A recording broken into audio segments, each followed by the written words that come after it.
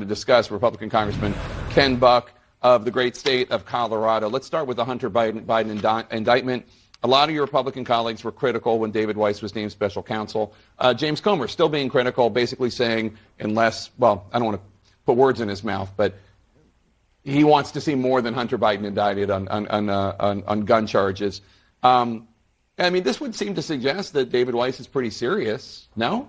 Yes, and I have to tell you, I remember when Jim Comey announced an investigation of Hillary Clinton, and all the Democrats jumped up and down, and then he said that he was closing it without recommending charges, and all the Republicans jumped up and down. This is the same situation. How silly Republicans are going to look in 6 months if he's brought a gun charge, tax charges, and Foreign Agent Registration Act violation charges. I mean, give the guy some time to develop this case. I don't agree with the plea agreement that he had before, but this certainly looks like he is taking it seriously, and you can't judge him until we've seen the work product. Let the law enforcement people do their job, right? I mean, that's the basic idea. So you were not at this closed-door meeting that McCarthy had with the House Republican caucus, where McCarthy reportedly said he was not scared of threats to oust him and move the effing motion. But what do you make of everything that played out here? Well, Kevin has made promises to different parts of the conference. He has promised to be speaker, one number, a low number. Then he entered into negotiations with President Biden and agreed to a higher number. You're talking about on the spending bill. On the spending bill, yeah. Right. And now he's stuck because he's got part of the conference that expects a lower number and part of the conference expects a higher number, and he's not going to get there with a Republican vote.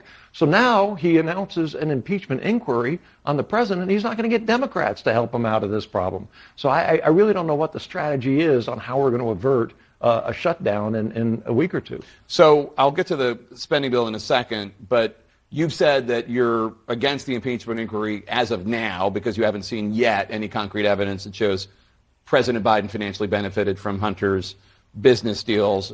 Do you think that Speaker McCarthy did not bring it to the floor for a vote, as he said he would, because he was afraid that it wouldn't pass, that people like you might not vote for it? Oh, he knew it wouldn't pass. There were probably more than 20 Republican votes that would not have been in favor of this.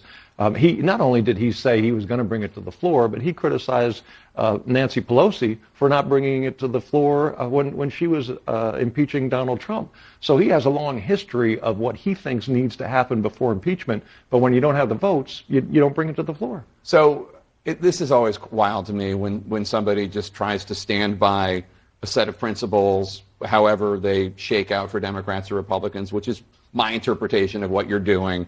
You're facing some blowback from your fellow Republicans. Congresswoman Marjorie Taylor Greene tweeted earlier this week, when is Ken Buck going to announce he's a Democrat, which is amusing for anybody who is familiar with your voting record or your history. You're with the House Freedom Caucus, which is a very conservative group.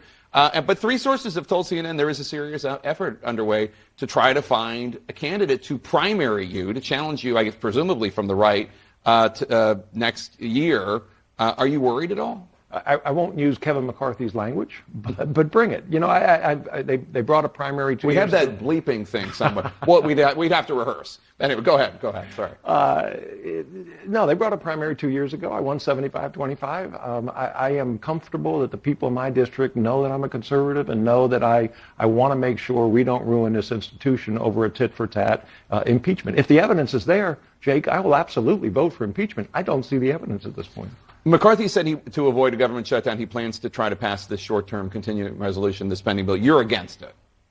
I don't know what it is yet, so I don't know if I'm against it. But if it isn't the 2019 number, I am against a short-term CR. Right. You want to bring the number down to the pre-COVID spending levels. That's correct. But what if he said, just do this through September, do the short-term spending bill, and then we'll actually do some work, and the next one will be that lower level? So we've been here 9 months. Yeah. Right. I'm not from Missouri, but show me. Right. Show me what evidence there is to believe that if we just get this CR done, you're actually going to work on a lower number. I haven't seen that yet. All right. Congressman Ken Buck from the state of Colorado. Good to see you, sir. Next time we'll practice and I'll get that bleep machine ready to go. I don't use the language anyway. So is that right? Yeah. Okay.